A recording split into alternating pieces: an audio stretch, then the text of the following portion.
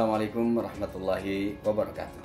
Alhamdulillahirrabbilalamin. Assalatu wassalamu ala asyrafil anbiya'i wal mursalin Sayyidina Muhammadin wa ala alihi wa sahbihi ajma'in, amma ba'du. Saudaraku kaum muslimin dan muslimat di mana saja berada yang dimuliakan Allah Subhanahu wa taala. Alhamdulillah kita bersyukur kepada Allah Subhanahu wa taala. Hari demi hari kita lalui, minggu demi minggu kita lewati.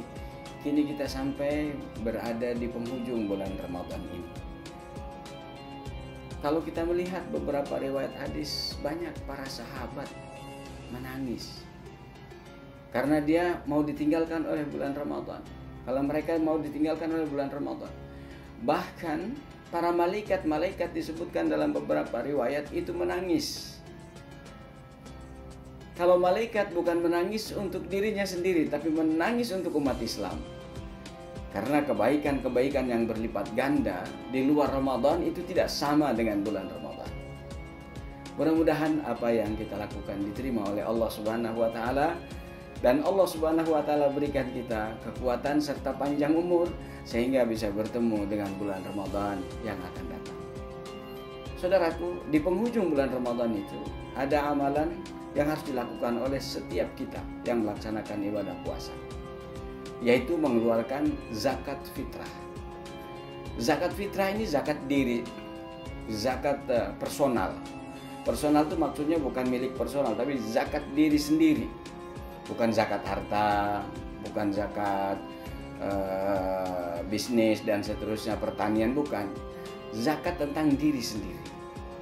Makanya dalam hadis itu disebutkan zakat fitrah itu ada dua perannya. Yang pertama adalah tuhrotan lissaim, untuk membersihkan orang yang sedang berpuasa. Maksudnya begini, selama kita puasa kan kita dilarang untuk berbicara pembicaraan yang tidak ada manfaatnya, apalagi yang kotor. Tapi sebagai manusia kadang ada saja khilafnya.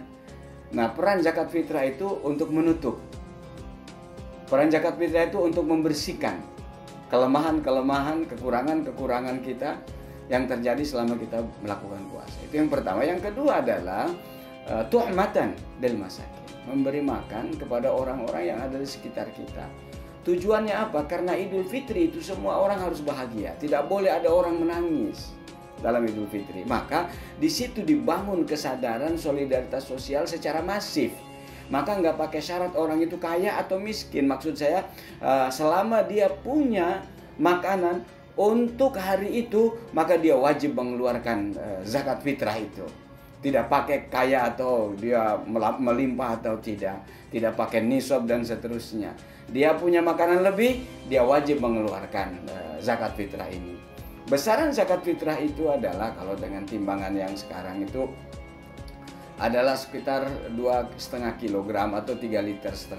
Nah, yang harus dikeluarkan zakat fitrah itu sebaiknya adalah dari makanan negerinya. Nah, kalau di kita tentu biasanya umumnya makan beras, ya kita dengan beras. Ada yang bertanya, bolehkah zakat fitrah itu dengan uang? Sebenarnya sih boleh-boleh saja kalau bicara boleh. Tetapi kalau yang afdol itu adalah dengan yang dibutuhkan oleh masyarakat langsung, supaya sama-sama bahagia. Kita khawatir kalau uang digunakan untuk yang lain. Kalau itu bisa dijamin dengan uang orang bisa digunakan untuk yang bahagia, membahagiakan diri dan keluarganya, itu adalah bagus sekali. Nah, sekarang sudah banyak dikelola. Ada yang bertanya, boleh nggak kita salurkan sendiri zakat fitrah? Boleh. Kalau ada di sekeliling kita orang yang butuh, kita langsung aja berikan. Atau kita berikan kepada panitia zakat yang ada di masjid-masjid atau musala-musala. Boleh nggak? Boleh juga.